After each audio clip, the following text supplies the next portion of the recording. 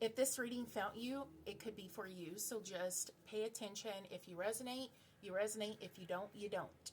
So what you don't see coming in the next 7 days is an opportunity. Spirit is heightening up your third eye and your clairvoyant energy at this time.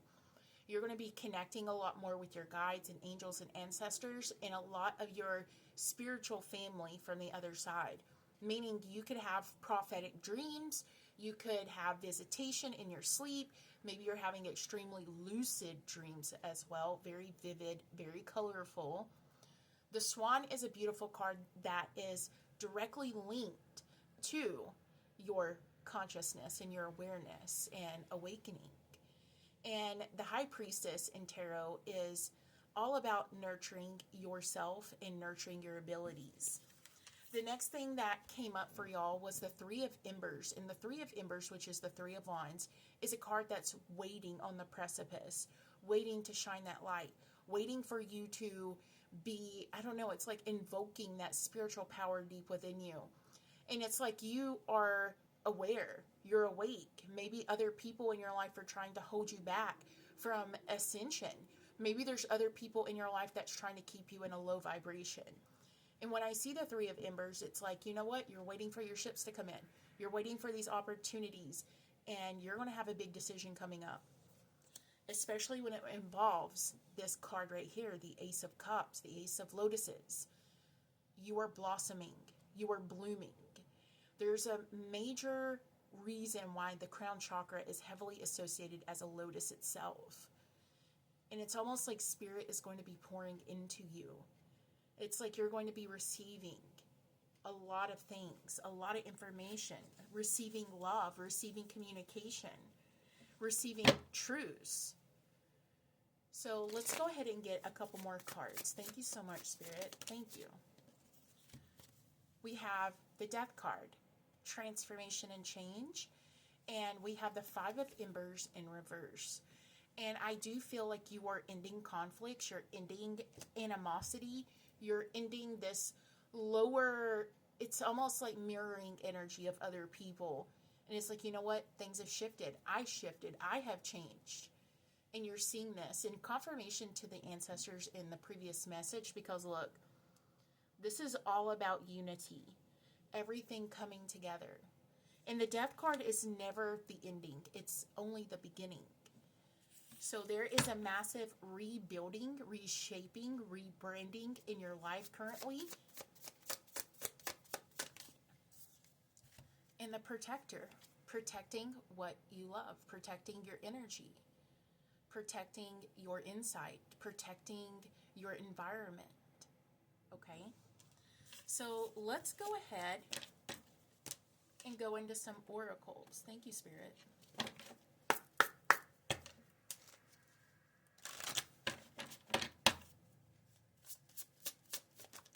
Okay, we got two cards immediately came out, and they're both water. We have marine for richness and water for creation. Doves could be significant. The 29th could be significant for this month. Whatever month you're seeing this, the 29th. And I think that's within 7 days too. And doves are a symbol of peace and enlightenment in itself. And look at the crown that she's wearing. It's almost like she's receiving this divine light, this divine power. You're receiving more intuition, more discernment about what is happening, what's going on in your life. There is a massive opening, and this opening is causing a lot of people to come and maybe be around you. Maybe they know that something in your life is about to change. Maybe they know at like a soul level that you are shifting. You're shifting these frequencies. You're integrating all of this energy. This card is richness, and it does speak about the riches that you hold, the riches that you will receive. So give yourself a little patience and a little time. And I'm hearing not everything happens overnight, but over time. Okay, I'm seeing clocks coming out, stopwatches, and also a pocket watch. I'm being given a pocket watch and Mourning doves. Okay. We have the beloved, radical acceptance. Maybe some of y'all are having a lot of clearing of energy within your heart chakra as well. Whew. Lots of heart chakra activations, especially when it comes to interpersonal relationships.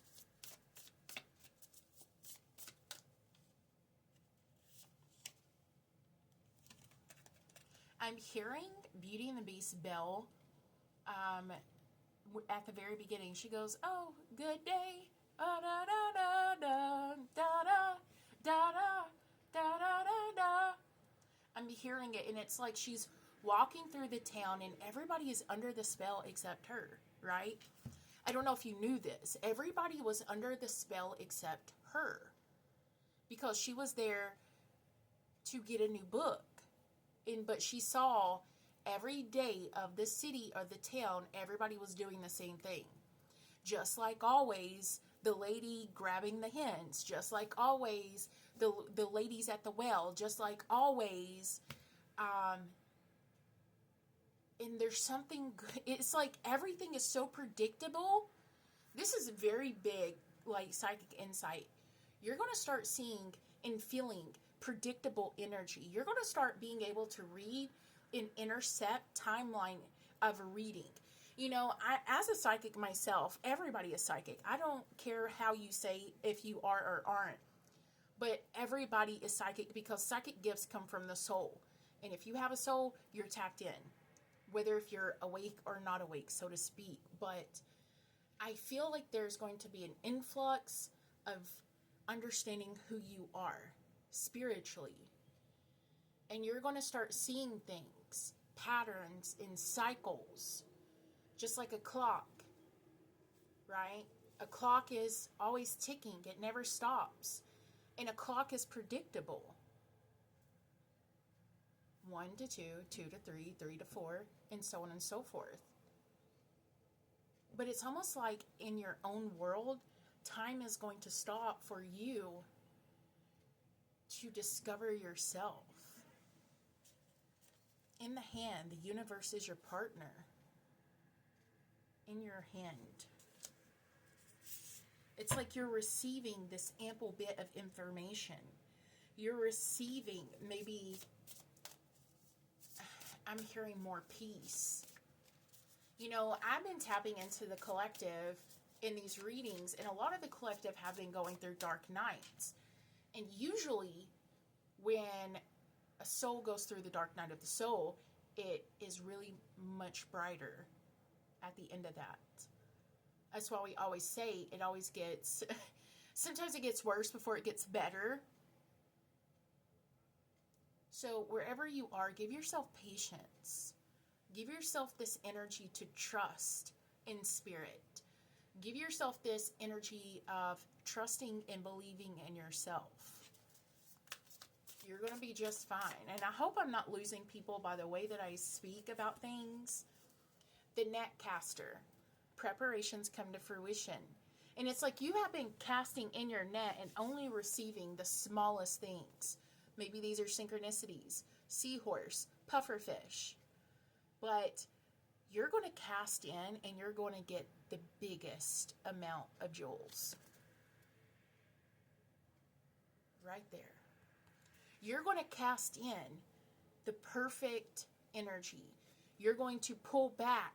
As you start pulling out your net, you're going to see that you have treasure. You don't know how you got it. You don't know where it came from. And that's just like spirit. That's spiritual energy. You don't know how, but it came. Okay? So let's get an animal. Sorry this reading is long.